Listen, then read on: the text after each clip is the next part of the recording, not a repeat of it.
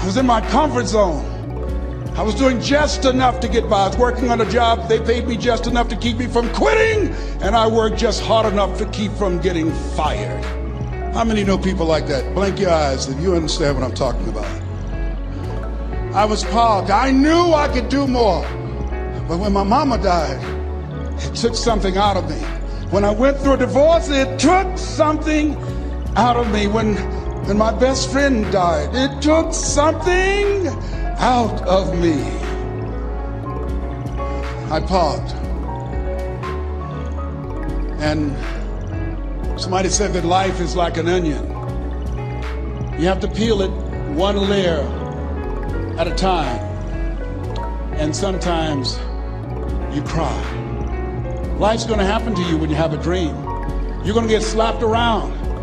And don't take it personal. Don't ask, why did this have to happen to me?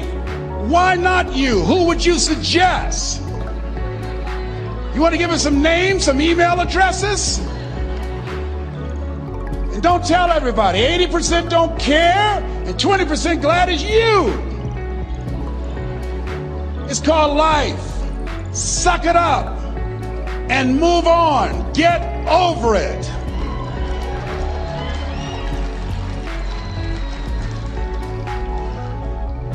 It happens to everybody. Here's the other thing is you look at your goals and look at your dreams.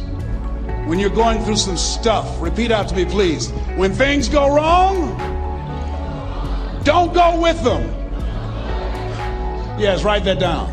When things go wrong, don't go with them. When you're working on a business deal, you're counting on some money. Someone said you will get the loan and it falls through. You have an event and the people that you thought would be there and support you, they don't come through. Or someone turns against you or you get ripped off. It's going to happen to you. Happened to me. Someone stole all my products. My database, over 180,000 names and addresses. It's not personal. It's going to happen to everybody. It does. 8 out of 10 millionaires have been financially bankrupt. Walt Disney had 7. He filed bankruptcy 7 times and had 2 nervous breakdowns. It's called life. But I got a saying, when life knocks you down, try and land on your back, because if you can look up, you can get up. You've got the power in you to do that. You've got something special. You've got comeback power. Here's the other thing. Let us say together, it's possible. It's necessary. It's me. Yes, write that down. It's me. Take ownership for your life. Nobody can live your dream for you but you. Nobody's going to take care of your business like you. Stop coming up with excuses. Don't give yourself permission to continue to live a small life. You can't fit a big dream into a small life. Give yourself permission to go for it, to test yourself, to challenge yourself, to live full. I like the saying, always strive to get on top in life, because it's the bottom that's overcrowded.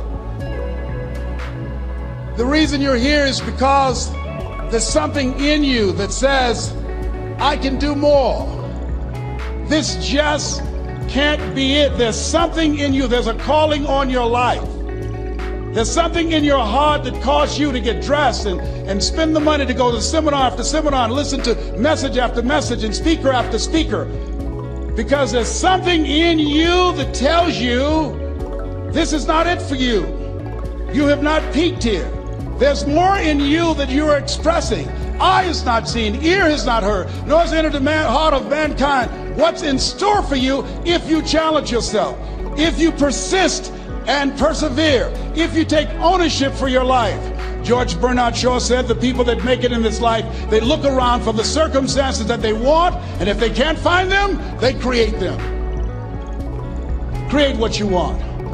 You have the power in you to do more than you can ever begin to imagine, to control your destiny, to make a difference in our children, to make a difference on the planet, to make an impact. Let us say together, it's me. And let us say together, it's hard. Say it like you know it. Say, it's hard. Ladies and gentlemen, it's hard. There are people who have seen their retirements taken away from them by the corporations that they work for. They were within 2 or 3 years of retiring, and they had it taken from them. The number one entrepreneurs in this country now are senior citizens. The number one employer, number two, McDonald's and Walmart. And there's nothing wrong with those jobs. I guarantee you those people did not have a plan to end up living their lives at the end of life with those types of jobs. And they didn't have a plan like you have, and while you're investing in yourself, not to. And it's hard. There are people making choices between purchasing prescription drugs or paying for gas or a mortgage note. It's hard when you're working on a job for 20 years, 30 years, give them some good years, and then they come in and tell you, we've downsized. In other words, you're fired. And then you have to start all over again. How many of you know it's hard? Raise your hands, please. It's hard. And it's not fair. One of the things I like about T. Harv is he talks about work and investing in yourself. It's not fair when people are going up against that kind of stuff to tell them just think positive and be enthusiastic and everything will work out all right. Ain't that kind of party. It's hard. Life will put some knots on your head. I bought my first home for my mother. I was rushing, didn't know what I was doing, and I bought a home that had a lien against it. And they called me, Mr. Brown, yes, there's a lien against your property. We need $55,000 if you're going to stay there. Wait a minute, sir. I just bought this home. The guy told me there were no liens against it. I'm not the one that owe you the money. You should have checked that out, Mr. Brown. Come on. I called my attorney. We followed up. Yes, Les, there's a lien against the property. But he told me there were no liens. He lied, obviously. Oh, my God. He told me he wanted to help me because he admired the fact that I was buying this home for my mother and that he was adopted, and he identified with me. Les, he suckered you. He played you, man. So what? Well, would they take payment arrangements? What about $5,000 a month? They want all the money, Les. They want all the money, or you're going to have to get out. The house is going up for sheriff's sale. Do you have it? No, I don't have it. Can they give me some time? Tell them to give me 3 months, please. Give me 3 months. My mother's in her 70s, man. She has a bad heart. Don't do this to me. This is my dream. Don't do this, man. Please, let me talk to them. Les, I'm talking to their attorney. They don't want to talk to you. I've got to talk to the attorneys. Do you have the money? No. Will they give me 3 months? No. What about 2 months? No, Les. They want the money in 7 days. Oh, my God. Let me call you back. I'm not sure. And I walked the floors thinking, God, how could this happen to me? I got to figure this out. I got to figure this out. It seemed like the days are just ticking off. Thursday, I had to call them and let them know. They called me, Les, do you have the money? No, I don't. Friday, you have to leave. The sheriff will be there. You're going to have to leave, Les. They're going to take my house. What about my down payment? You lost it, Les. You lost it. Okay. I got to go. Yes. I prayed, Lord, please, if you show me that you're real, if you're really real, you think Paul worked for you, you haven't seen anything. Don't let me lose this house and watch what I'll do for you. I was trying to cut a deal. Have you ever tried to cut a deal? It's amazing how spiritual you get when you get in trouble. You know what I mean? When I was diagnosed with prostate cancer, I was going to bed with the Bible and the Holy Quran and Science of Mind and Joel Goldsmith, everything I could find. I was praying to Jesus, Yahweh, Melchizedek, everybody. I was calling on everybody. It's amazing. And there I was, walking the floor at 3 o'clock in the morning, and I had to go and wake my mother up. I got on my knees and I said, Mama, I need you to wake up. She said, what's wrong, Leslie? I can hear you walking back and forth. I'm not asleep, son. I said, there's something I need to tell you. She said, your eyes are red. Why are your eyes red? Because I feel so stupid now. Why? we got to move tomorrow. Why, Leslie? There's a lien against the property and they want $55,000 and I don't have it. And we're going to be set out tomorrow. We have to go back to Liberty City. So she said, it's okay. I don't like this house anyhow. I said, why? She said, because of my arthritic knees, it hurts my knees when I go up the steps. I said, and why didn't you tell me? Because you were so happy. I just said it because you were happy. I'll live in a shack with you, boy. I love you. It's not the house. I love you. I love all my children.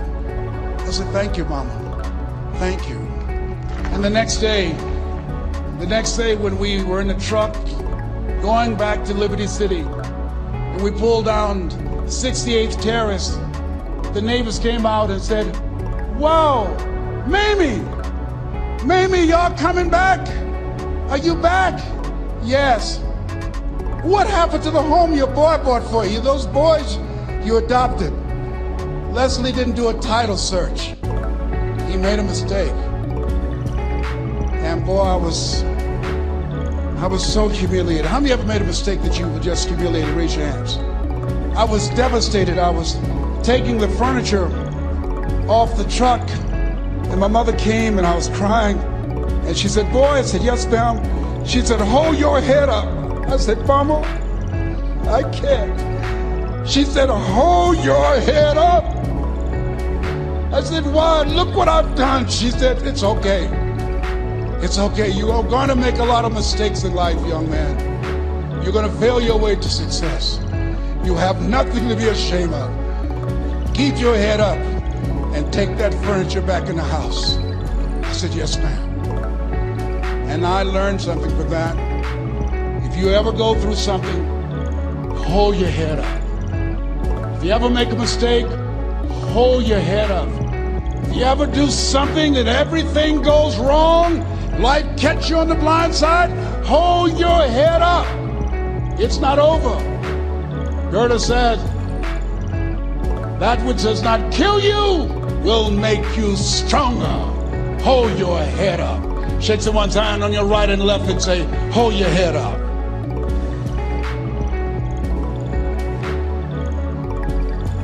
Here's something else, ladies and gentlemen. Repeat after me, please. You gotta be hungry. Everybody together, you gotta be hungry. I'll never forget Mr. Washington said, Mr. Brown, yes, sir. What do you want to do with your life, young man? I said, sir, I want to be a disc jockey. He said, Mr. Brown? I said, yes, sir. He said, you got to be hungry. I said, what do you mean by that? He said, people that are hungry are willing to do the things today others won't do in order to have the things tomorrow others won't have. People that are hungry are willing to invest in themselves. People that are hungry will go to seminars and workshops. People that are hungry are always searching, always seeking higher ground. So how do you want to make it? I said, I want to be a disc jockey. He says, good. Here's what to do. He said, I want you to read 10 to 15 pages of something positive every day. He said, you don't get in life what you want, you get in life what you are. You must program yourself to success. He said, I want you to listen to Earl Nightingale and Zig Ziglar. Listen, faith comes by hearing and hearing and hearing. He said, I want you to change your relationships. And I don't want you to ever lose your hunger. I said, what do you mean by that? He said, people that are hungry are unstoppable. People that are hungry are no matter what people. They make it happen no matter what. He said, I want you to listen to Paul Harvey. Who is he? He's the world's greatest communicator. Success leaves clues, young man. Always listen and follow people who are doing what it is you want to do at the level you want to do it and learn from them. I told T. Hobb when we were standing by the stage, I said, hey man, I want to work more with you. I want you to coach me. I want to learn from you. See, I found you're never too old to learn and you're never too young to teach. Always have a thirst for learning. So I listened to Paul Harvey every day on the radio. While in school, I would go out and listen in his car. He gave me his keys. I was working to develop myself. And I continued to listen to motivational messages, and he would take me to see the late Dr. Norman Vincent Peale, who wrote the book, The Power of Positive Thinking. I toured with him before he passed. You have something special. You have greatness within you. Don't allow your circumstances to determine who you are. Don't allow your negative thoughts to hold you back. You have something special. You can do more than you can ever begin to imagine. Dr. Peel was an incredible man. I admired him when he spoke. He gave me goosebumps. I can feel him in my heart. And I never forget, we were coming back to the school and Mr. Washington said, Mr. Brown, yes, sir. When Dr. Peel spoke, you didn't move. When he spoke, you were hanging on every word. When he spoke, we didn't have to tell you to sit down and be quiet. Why?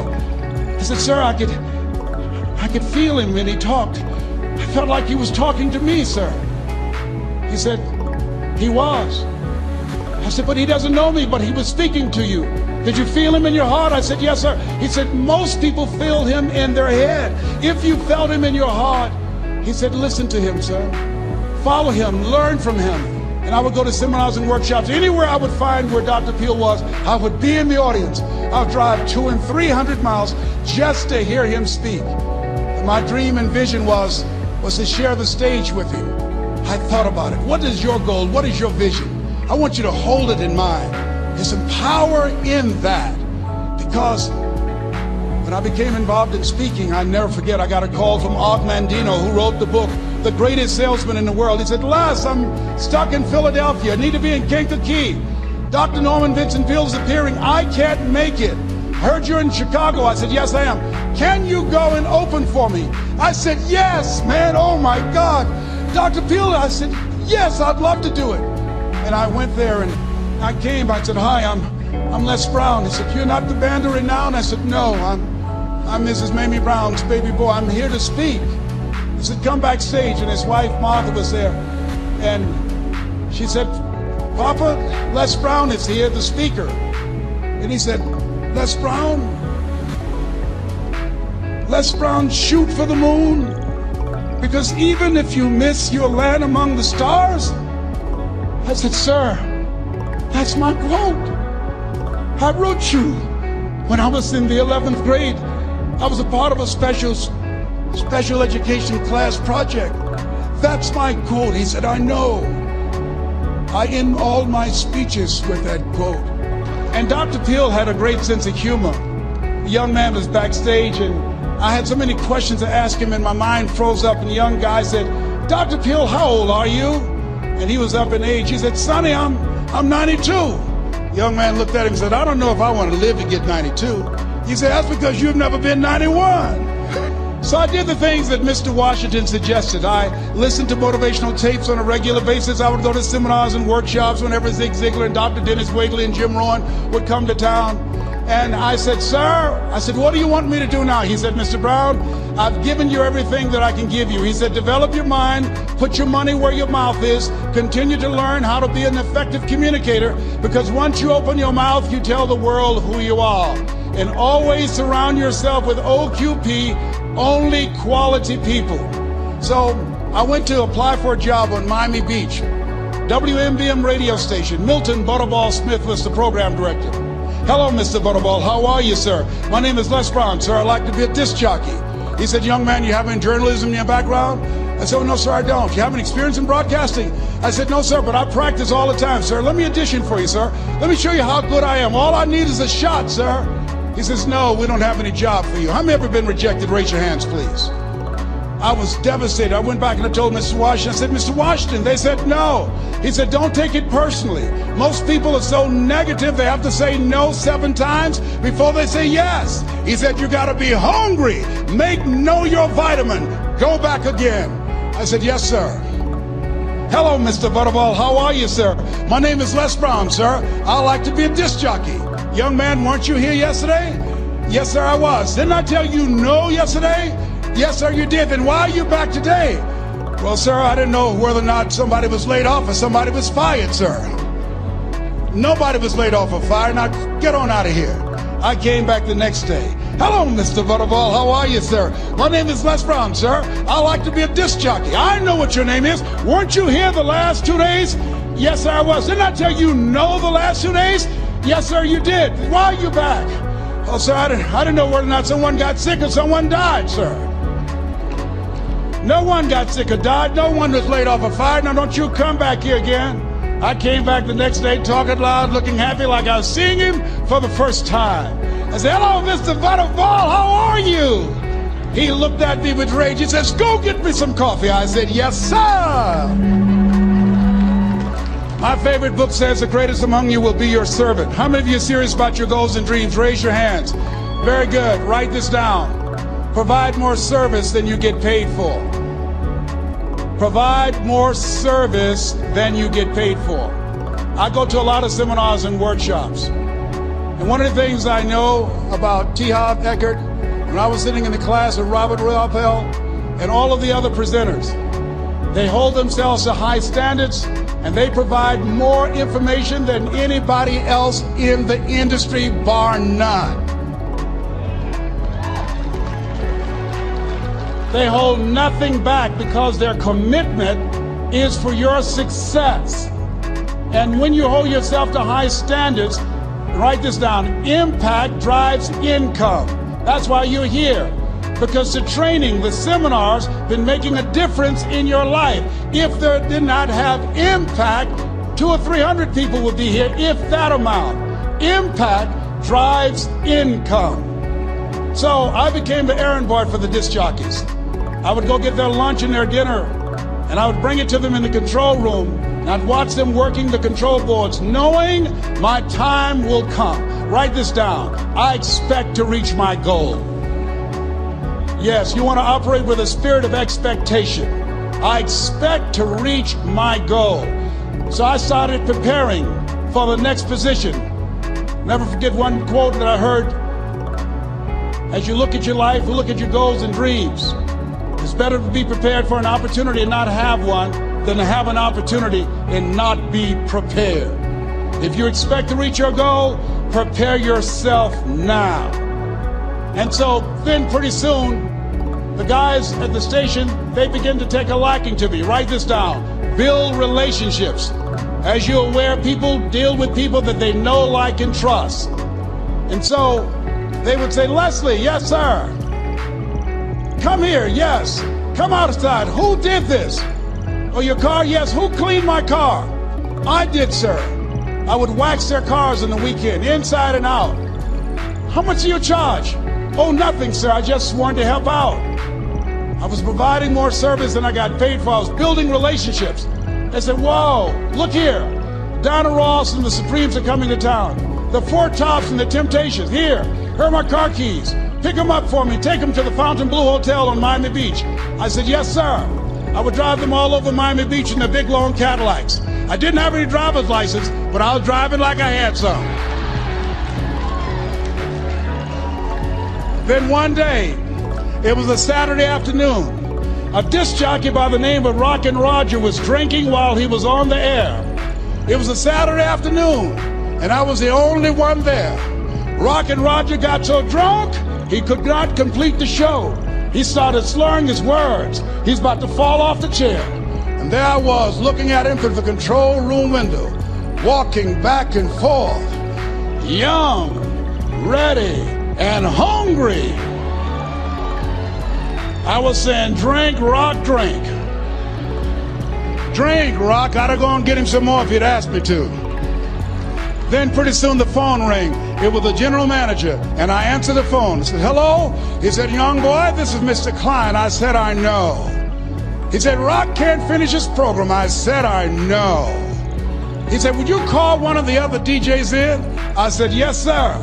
I said to myself, he must be think I'm crazy. I called my mom and my girlfriend, Cassandra. I said, y'all come out on the front porch and turn up the radio. I'm about to come on the air.